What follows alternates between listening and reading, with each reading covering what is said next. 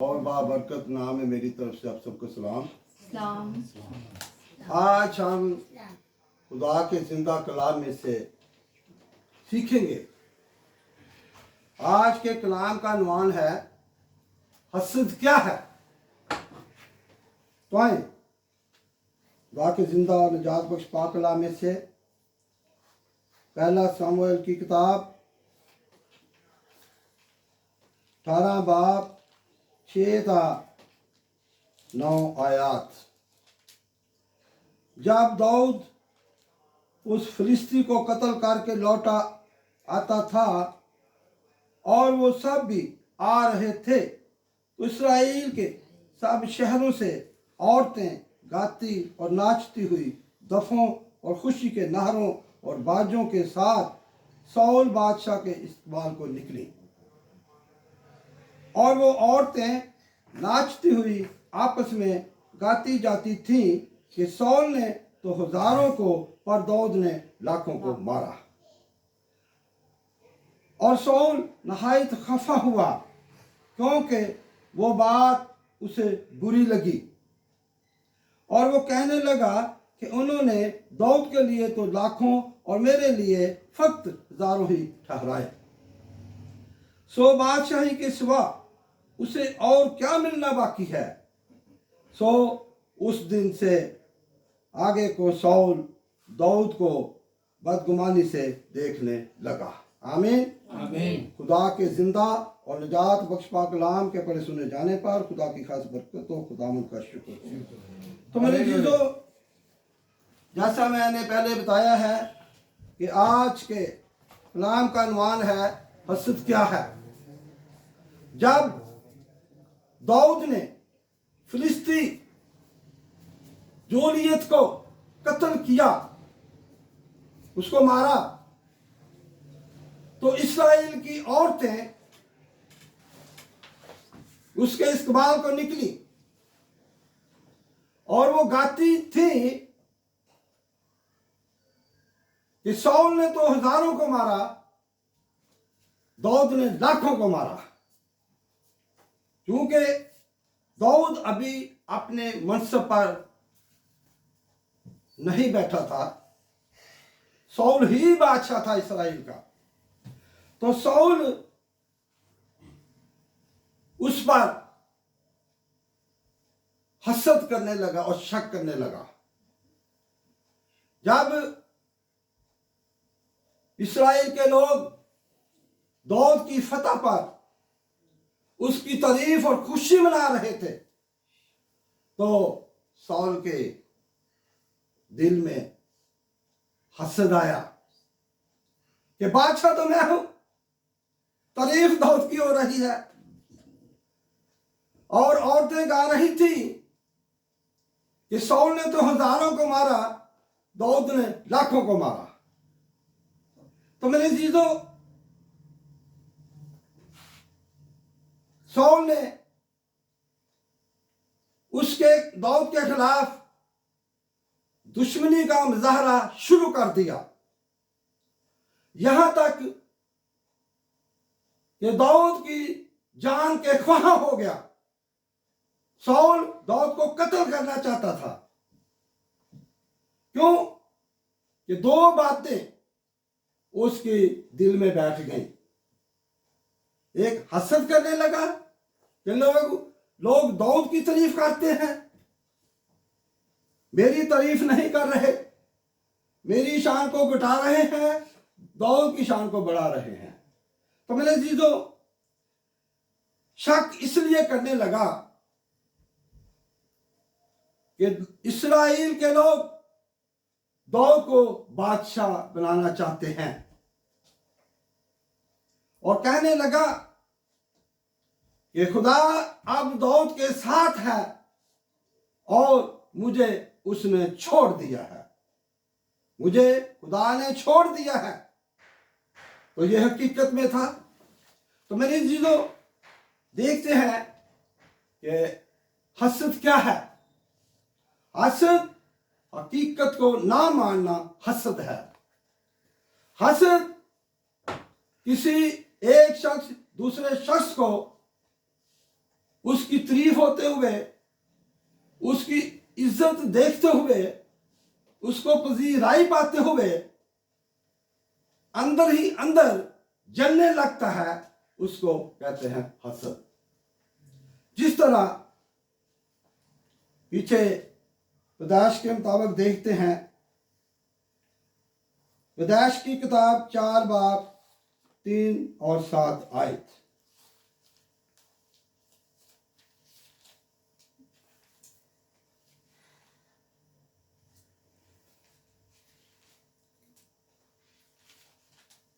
पैदाइश 3 बाब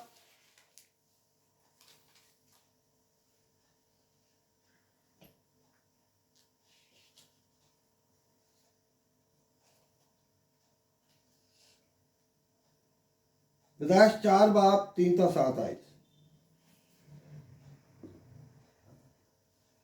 चंद रोज के बाद यूं हुआ कि काइन अपने खेत के फल का हदिया खुदावन के वास्ते लाया,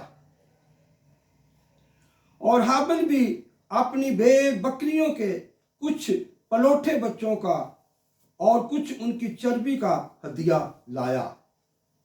और खुदावन ने हाबिल को और उसके हदिया को मंजूर किया, पर काइन को और उसके हदिया को मंजूर ना किया। इसलिए काइन नहायत गजबनाक हुआ और उसका मुंह बिगड़ा। और खुदावन ने काइन से कहा, तू क्यों गजबनाक हुआ और तेरा मुंह क्यों बिगड़ा हुआ है?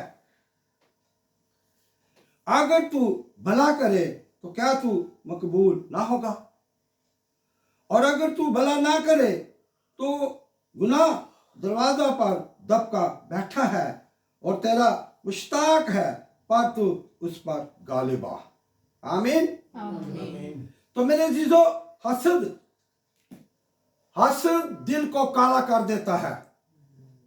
हसद हमें अंधे कुएं में डाल देता है। हसद गुनाह का सबब बनता है।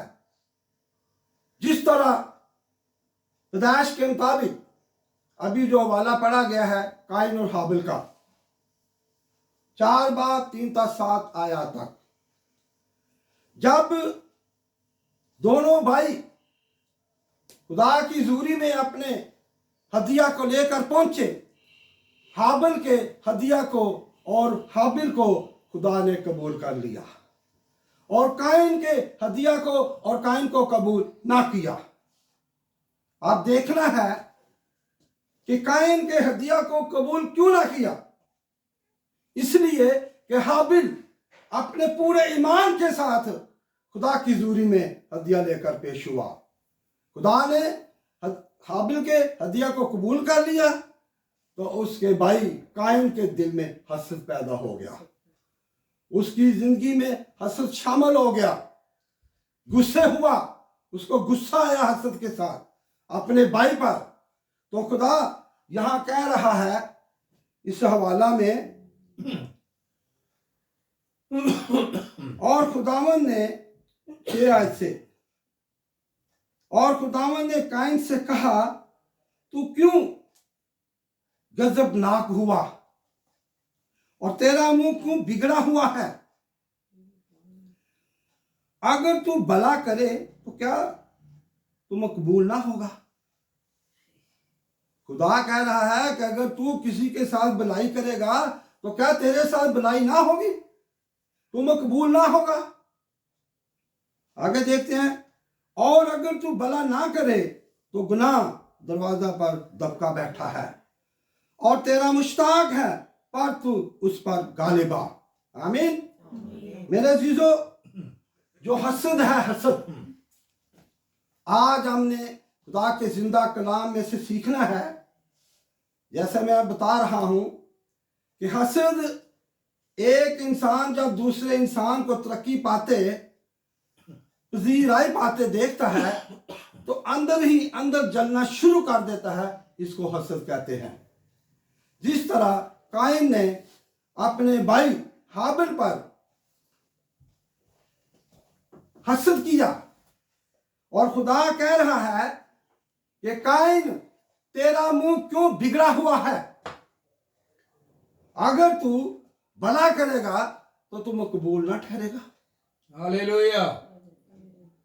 फिर अगर तू भला नहीं करेगा, किसी की भलाई नहीं सोचेगा, दूसरे भाई की अच्छाई नहीं सोचेगा, दूसरे भाई की बेहतरी नहीं सोचेगा, तो गुनाह तेरे दरवाजा पर है। गुनाह तेरे दरवाजा पर दबका बैठा है और तेरा मुश्ताक है, पर तू उस पर गालिब आ। मेरे अजीजों, आज हमने खुदा की मोहब्बत में मामूर होकर गुनाह, गुस्सा और हसरत पर गालिब आना है। आमीन। आज हमें कामिल मोहब्बत के साथ गुनाह, गुस्सा और गालिब आने की हमें जरूरत है। अगर हमारी जिंदगियों में खुदा की कामिल मोहब्बत मौजूद होगी, क्योंकि मोहब्बत जो है गुनाह, गुस्सा और हसरत पर गालिब आती है। एक हवाला देखते हैं।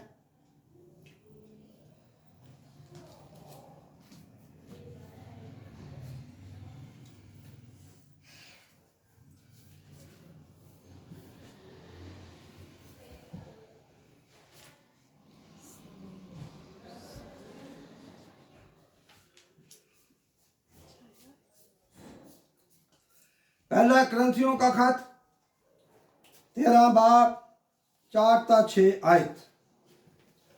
मोहब्बत साबिर है और मेहरबान, मोहब्बत हसद नहीं करती, मोहब्बत शेखी नहीं मारती और फूलती नहीं, नाजेबा काम नहीं,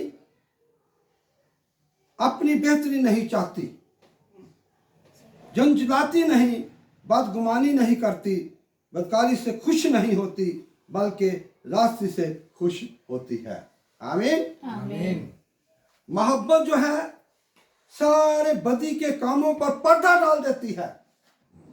मोहब्बत हमें हसद से बचाती है। ओके, खुदा का बंदा पौलुस रसूल लिख रहा है अपने खत में, मोहब्बत हसद नहीं करती, मोहब्बत शेखी नहीं मारती और फूलती नहीं। कोई उसमें घमंड नहीं आता, कोई उसमें गुरूर नहीं है। जब खुदा की मोहब्बत हमारी जिंदगी में मौजूद होगी तो हम क्या करेंगे? एक दूसरे के साथ प्यार करेंगे, मोहब्बत रखेंगे, मेल मिलाप रखेंगे। आमीन। अभी देखते हैं दूसरा हवाला, याकूब का खत 3 बाब 14 आयत। लेकिन अगर तुम अपने दिल में सख्त हसद और तफरीके रखते हो तो खुदा के खिलाफ हक के खिलाफ ना शेखी मारो ना झूठ बोलो। हक के खिलाफ, हक क्या है? हक खुदा है, हक यीशु है। लेकिन अगर तुम अपने दिल में सख्त हसद और तफरीके रखते हो, हक के खिलाफ ना शेखी मारो ना झूठ बोलो। खुदा का बंदा याकूब अपने खत में लिखता है कि अगर तुम्हारे दिल में हसद आ ही जाता है तो हक के खिलाफ मत बोलना, हक के खिलाफ मत शेखी मारना। क्योंकि जैसे कलाम मुकद्दस बताता है, यीशु का ये कलाम था कि जो कोई मेरे खिलाफ बोलेगा उसको माफ कर दिया जाएगा, लेकिन जो रूह के खिलाफ बोलेगा, हक के खिलाफ बोलेगा, उसको हरगिज माफ ना किया जाएगा। आमीन। तो मेरे जीजो, हसद के बारे में एक और वाला मैं देता हूं, देखिए जरा। गिनती की किताब 12 बाब 6-10 आयत। गिनती 12 बाब 6-10 आयत।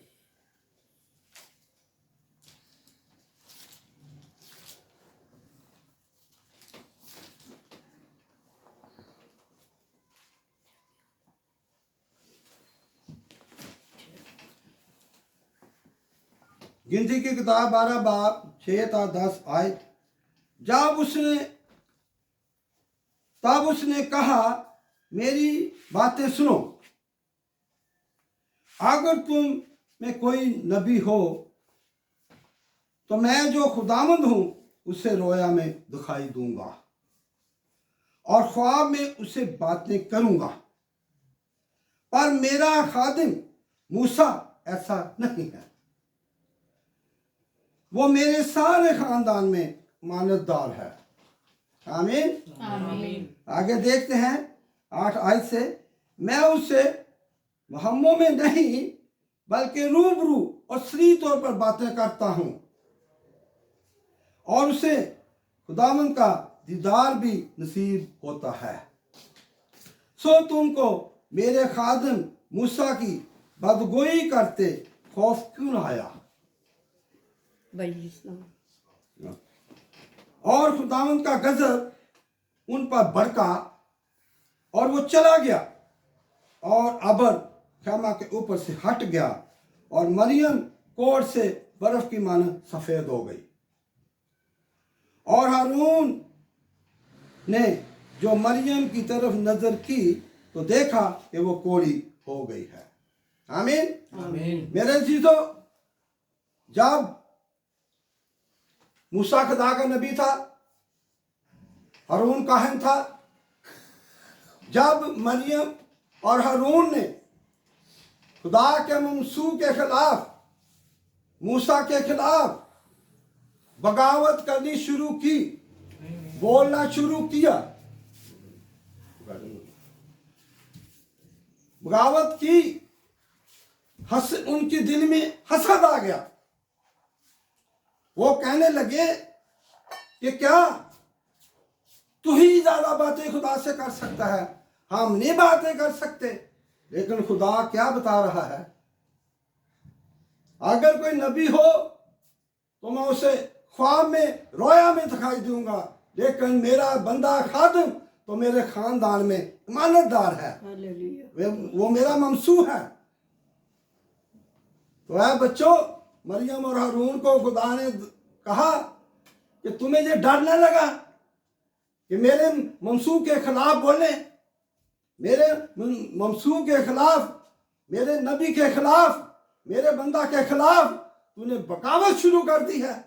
तो उसी वक्त खुदा ने उनकी बहन मरियम को सजा दे दी, कोड़ लग गया, कोड़ से सारा जिस्म सफेद हो गया। तो मेरे अजीजों, हारून ने अपने बड़े भाई अपने भाई, बड़ा हारून था, अपने भाई मूसा से दरखास्त की, क्या मेरे भाई ये फिर भी हमारी बहन है, इसके लिए दुआ कर, हम ऐसा नहीं देख सकते।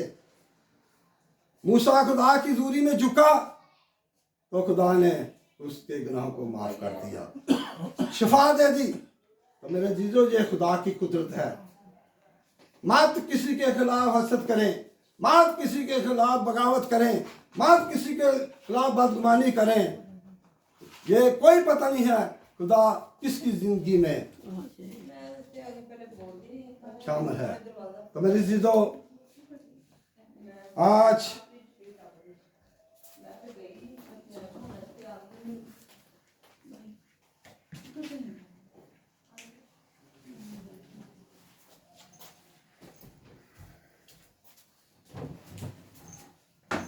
एक वाला देखते हैं खुदा के जिंदा कलाम में से, पहला पतरस का खत, पहला बाब 14 आयत। और फर्मा बरदार फरजंद होकर अपनी जहालत के ज़माना की पुरानी ख्वाहिशों के ताबिया न बनो। आज हमने अपनी पुरानी जिंदगी की ख्वाहिशों को, पुरानी इंसानियत को तर्क करना है, पुरानी इंसानियत को ख़त्म करना है और नई जिंदगी में दाखिल होना है। क्योंकि खुदा ने, हमारे जीसस ने, हमारे निजात दहिंदा ने हमें चुन लिया है, हमें ब्लेस कर दिया है, हमें पकीज़ा किया है, पकीज़गी के लिए हमें अपनी रास्तबाजी में शामिल कर लिया है। एक वाला देखते हैं, पहला थिस्सलुनीकियों का खत,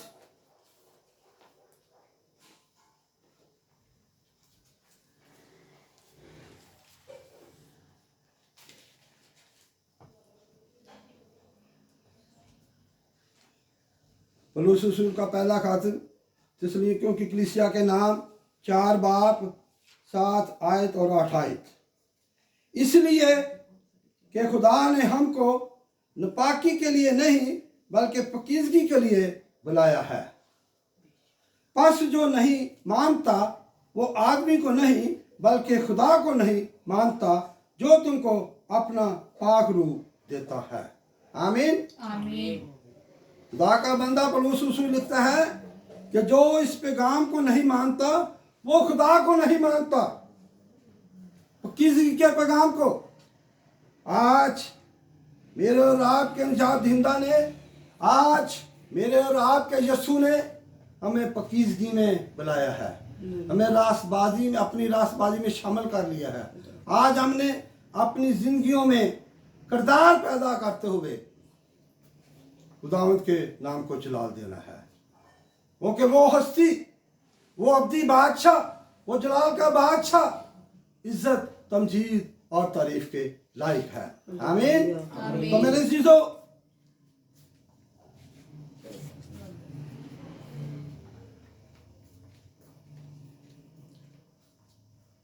आज जिस तरह हसद के बारे में पैगाम दिया गया है, आज हमने हसद से बचना है, अपने आप को बेदारी में रखना है, रासबाजी में रखना है, नई इंसानियत में डालना है अपने आप को, पुरानी जिंदगियों को तरक करते हुए हमने नई जिंदगी में दाखिल होना है। आज मेरा और आपका यीशु, आज हमारा अब्दी बादशाह, आज हमारा वो जलाली बादशाह हमें नई जिंदगी में देखना चाहता है। पुरानी जिंदगियां जो हैं, जिस तरह हम पहले तरीकी में थे, मेरे अजीजों, जितनी देर तक यीशु खुदा का बेटा इस दुनिया में नहीं आया था, उससे पहले पूरी दुनिया में मौत के बादल छाए हुए थे। हर कौम, हर कबीला, हर उम्मत मौत में थी, गुनाह में थी, खौफ में थी। जब मेरे और आपके यीशु ने इस दुनिया में पैदा होकर जिस्म को इख्तियार किया, मुजस्सम हुआ, तो मेरे अजीजों, एक हवाला देखते हैं लूका की इंजील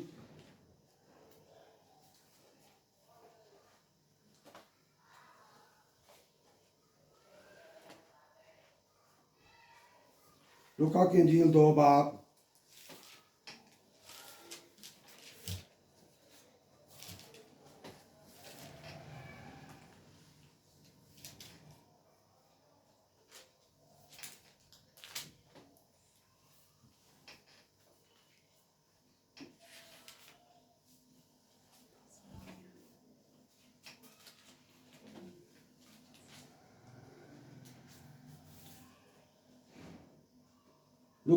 2 बाब 8 ता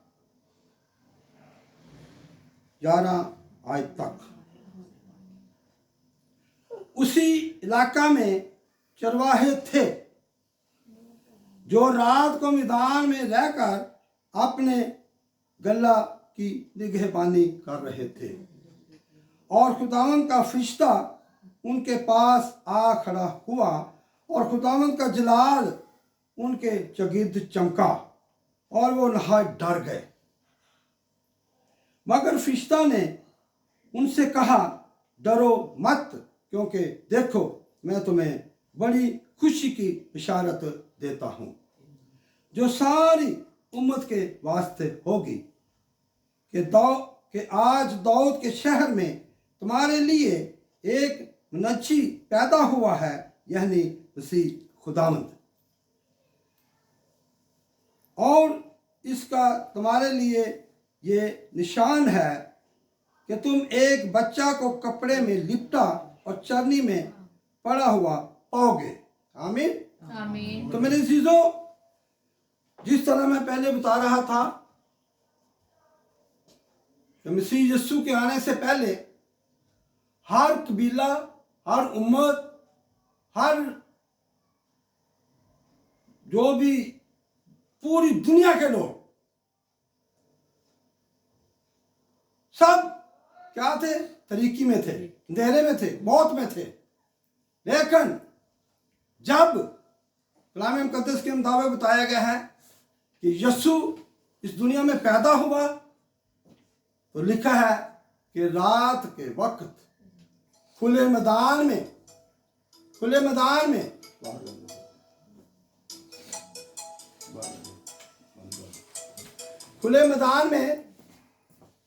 वो अपनी भेड़ों की निगहबानी कर रहे थे।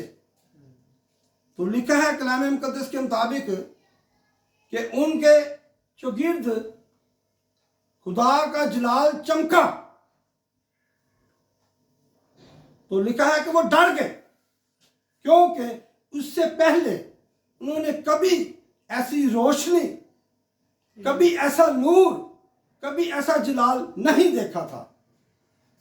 तो जब वो डर गए तो खुदा के फरिश्ता ने उनको पैगाम दिया, कहा कि डरो मत, मैं तुम्हें खुशी की बिशारत देता हूं जो सारी उम्मत के वास्ते होगी। वो खुशी की बिशारत क्या थी? वो निजात की खुशखबरी थी। तो मेरे अजीजों, खुदा के फरिश्ता ने कहा कि अब डरने की जरूरत नहीं है, अब वो खौफ तुम्हारी जिंदगियों में निकल चुका है। आज वो दुनिया का निजात दहिंदा पैदा हो चुका है। आज वो हमारा मुनज्जी, हमें मखरसी देने वाला, हमें मौत से छुड़ाने वाला, हमारे गुनाहों से हमें बचाने वाला आ चुका है। अब तुम्हें डरने की कोई जरूरत नहीं है, अब तुम्हें खौफ आने की कोई जरूरत नहीं है।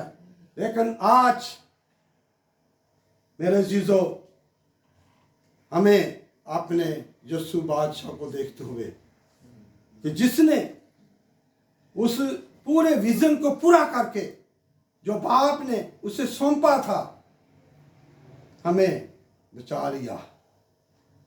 उस प्याले को पीकर, सलीब पर चढ़कर, सलीब पर मारकर, दफन होकर, मुर्दों में से जिंदा होकर हम सबको बचा लिया। हमारे गुनाहों को हमारी जिंदगियों से धो दिया, हमें पकीजगी में शामिल कर लिया, अपनी रास्तबाजी में शामिल कर लिया। तो आज हमने उसके हुक्मों को मानते हुए, उसके जिंदा कलाम के अहकामात पर अमल करते हुए, उसकी पैरवी करते हुए अपनी जिंदगियों में किरदार पैदा करना है और अपने आप को नई जिंदगी में दाखिल करना है। मत आज, क्योंकि हमारे यीशु ने हमारे लिए निजात के दरवाजे खोले हैं, हमें पिछले गुनाहों की जिंदगियों से निकाल कर नई जिंदगी में दाखिल कर दिया है, रास्तबाजी में दाखिल कर लिया है, अपनी पकीजगी में शामिल कर लिया है। लेकिन आज जिस तरह मैं बता रहा था कि हसद मत करें किसी की तरफ देखकर। हसद जो है ये गुनाह का सबब है। तो गुनाह क्या है? मौत है।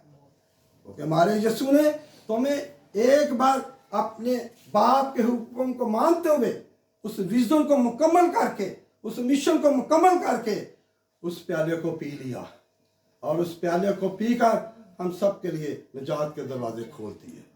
तो मेरी चीज़ों, आज हमें अपनी जिंदगियों में खुदा के हुक्मों पर अमल करते हुए किरदार और सीरत पैदा करनी है, उसके नाम की गवाही ज़ाहिर करनी है, ताकि हम उसके सच्चे पैरोकार बनकर उसके नाम को जलाल दें, उसके असली और हकीकी बेटे बनकर उसको दिखाएं, और उसके हकीकी बेटे बेटियां बनकर उसको दिखाएं। एक वाला सिर्फ बेटी निकालें, यूहन्ना की इंजील 8 बाब 12 आयत के मुताबिक।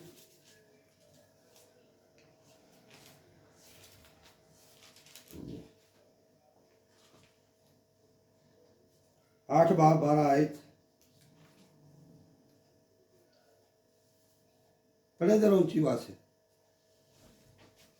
बैठे बैठे पढ़े या खड़े हो ना। मुकद्दस यूहन्ना रसूल की अंजील उसका 8वां बाब और 12वीं आयत से। यीशु ने फिर उनसे मुखातिब होकर कहा, दुनिया का नूर मैं हूँ।